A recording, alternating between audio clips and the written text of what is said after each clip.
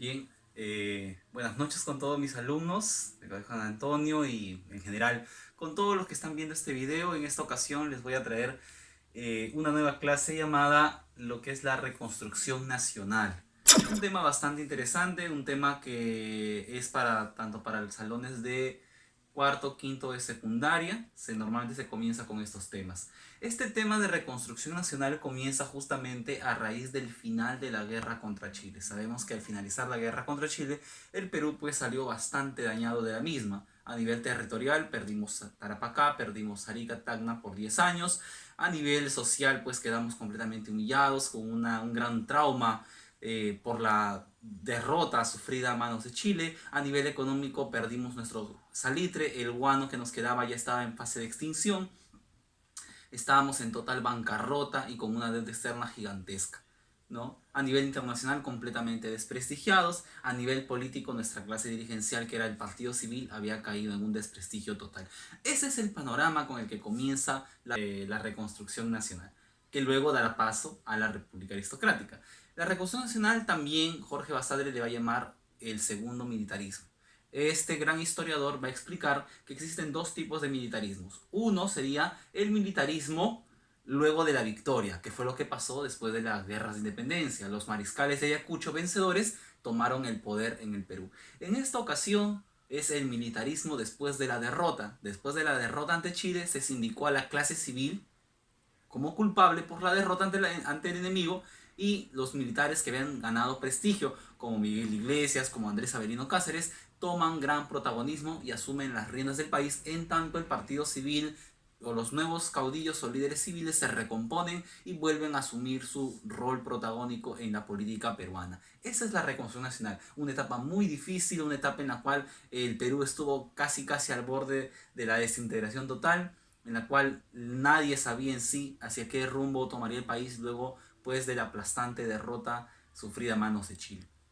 El primer gobierno va a ser el gobierno de Miguel Iglesias, que se desarrolla entre 1884 y 1885. Miguel Iglesias, la verdad es que no logró hacer mucho, su gobierno fue bastante efímero, apenas reabrió el Colegio Guadalupe, reabrió la Universidad Nacional Mayor de San Marcos, ¿no? Y hizo algunas otras pequeñas obras. También, aparte de eso, Miguel Iglesias tuvo que enfrentarse a la férrea oposición de su anterior camarada y compañero Andrés Avelino Cáceres, que nunca estuvo de acuerdo con el que haya firmado el Tratado de Ancón, con el cual Perú se rindió ante los chilenos. Cáceres le va a hacer la guerra y en el centro del Perú, aplicando una ingeniosa táctica de batalla llamada la Guaripampeada, Cáceres derrota a Iglesias, Iglesias sale del poder y Cáceres lo asume. Cáceres va a gobernar el Perú entre el año de 1885 hasta 1890. Todos esos años Cáceres va a gobernar el país y Cáceres se sigue enfrentando al mismo problema que Iglesias. El Perú tiene una inflación abundante,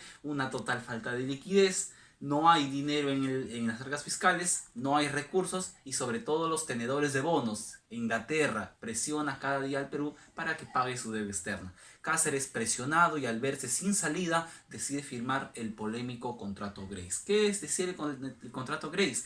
El Perú cancelaba su deuda externa a cambio de entregar el guano que nos quedaba, aproximadamente 3 millones de toneladas de guano, entregar tierras sin explorar en la selva peruana y entregar todos nuestros ferrocarriles por 66 años para usufructo de los ingleses. De esa manera prácticamente el Perú entregaba los pocos recursos que le quedaban a cambio de cancelar nuestra deuda externa y ser sujetos de créditos. Se ha criticado mucho a Cáceres por esta medida tan polémica. Este contrato es uno de los más lesivos que ha firmado el país, pero a la larga pues logró reactivar la economía peruana, se volvieron así inversiones extranjeras en el Perú, ¿no? Asimismo también Cáceres empieza a explorar nuevos medios para solucionar la crisis, se cambia el billete fiscal por la moneda de plata y así sucesivamente algunas cosas, pero desgraciadamente Cáceres y su partido político, que era el Partido Constitucional, poco a poco se van a ir obsesionando con el poder y eso a la larga traerá problemas, casos de corrupción, de violación de derechos humanos, y hará que la gente deje de ver a Cáceres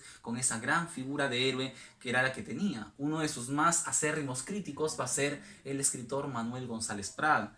Y Manuel González Prada, justamente para el gobierno de Cáceres, va a publicar el famoso discurso en el Politeama, en el cual acusa directamente a los militares y a la clase política peruana de la derrota ante Chile. Y ustedes recordarán esa famosa frase con la que cierra ese discurso: los viejos a la tumba y los jóvenes a la obra. Una frase que daba en el blanco sobre por qué Perú perdió la guerra ante el vecino del sur. Termina el gobierno Cáceres y bueno, su sucesor va a ser otro político, su mano derecha prácticamente, Remigio Morales Bermúdez, que va a gobernar entre 1890 y 1894. Este señor no hace muchas cosas importantes, la verdad solo da la ley de justicia y también el habeas corpus para proteger las libertades de los civiles.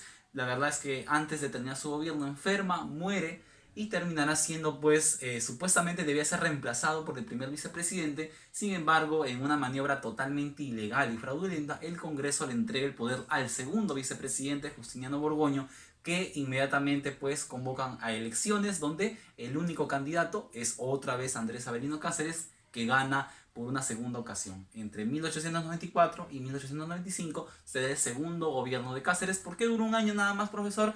Porque obviamente esto despertó un levantamiento popular en todo el país, ¿no? Y hizo tan grande, ¿no? Y tan escandaloso fue el fraude electoral de esas elecciones que dos enemigos irreconciliables como el Partido Demócrata de Piérola y el Partido Civil se terminan aliando y formando la Coalición Nacional, que al mando de Piérola terminan enfrentándose a Cáceres para sacarlo del poder.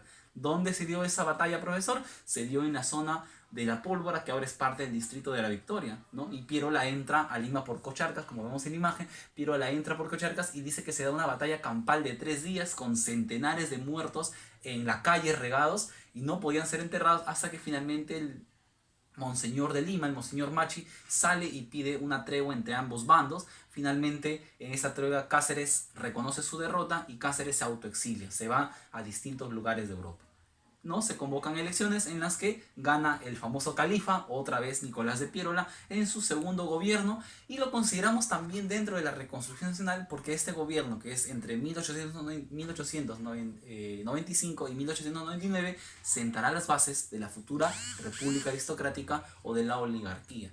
¿Qué cosas importantes hizo Piérola? Bueno, primero cambió el patrón de la moneda a una moneda fuerte, la libra peruana de oro, que es la moneda más fuerte que ha tenido el Perú en su historia, una moneda capaz de competir con la libra esterlina de Inglaterra. ¿Era de oro? Sí, profesor, era de oro, imagínense, una moneda peruana de oro, algo increíble de pensar, pero Perú llegó a tener una moneda así, la libra peruana de oro. El Perú empieza a recuperarse, Piérola se da cuenta de que ya el guano está perdido, el salitre también, así que es momento de buscar nuevos recursos. Y estamos viviendo en el mundo la segunda revolución industrial. Por lo tanto, al vivir este momento, se está desarrollando una nueva forma de movilizarse. El ferrocarril ya quedó atrás, ahora es la era del automovilismo. Y los automóviles necesitan dos cosas. Primero, sus llantas, y las llantas se hacen del material llamado caucho. Y Perú, curiosamente, en la selva posee abundantemente árboles de caucho, lo que provocará la fiebre o el boom del caucho, ¿no? De la mano de varios empresarios caucheros como Carlos Fermín Fitzcarral. Así que el Perú otra vez vuelve a tener un recurso que le va a dar bastante liquidez por un par de décadas. Otro recurso importante en La Brea y Pariñas, en Zorritos, en la parte de Piura, el petróleo, combustible indispensable para mover este tipo de vehículos. Así que Perú tiene dos de los principales elementos y otra vez vuelve a ver la bonanza económica. Dejamos de lado el salitre, ahora empezamos a concentrarnos en la minería. La Oroya, Cerro de Pasco empiezan a destacar como importantes minas y la explotación de cobre y distintos metales otra vez empiezan a regenerar y a sanear la economía peruana. Piérola también se va a concentrar en la agroexportación, la posesión de importantes fondos o latifundios, grandes haciendas azucareras en el norte, ¿no? En el norte del país, haciendas de azúcar, haciendas de algodón. ¿Cuál es el problema con esto? El problema con esto es que pocos empresarios o familias peruanas se empiezan a quedar con estas haciendas y empiezan a monopolizar no solo el poder económico, sino también el poder político. Y eso dará paso a lo que luego llamaremos la República Aristocrática.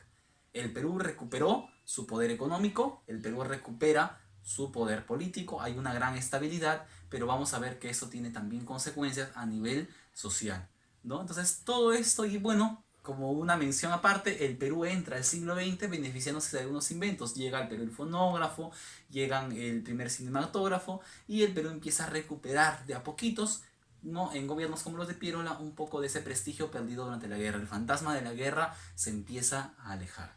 Aquí termina la reconstrucción nacional y comenzará una nueva etapa en la historia peruana que el gran Jorge Basadre le llamará la República Aristocrática. Pero ese tema será para un siguiente video. No se olviden, si les ha gustado este video, si ya han podido aprender, denle like, denle a la campanita y suscríbanse para más información. Nos vemos en el siguiente video. Este fue el tema de la reconstrucción nacional.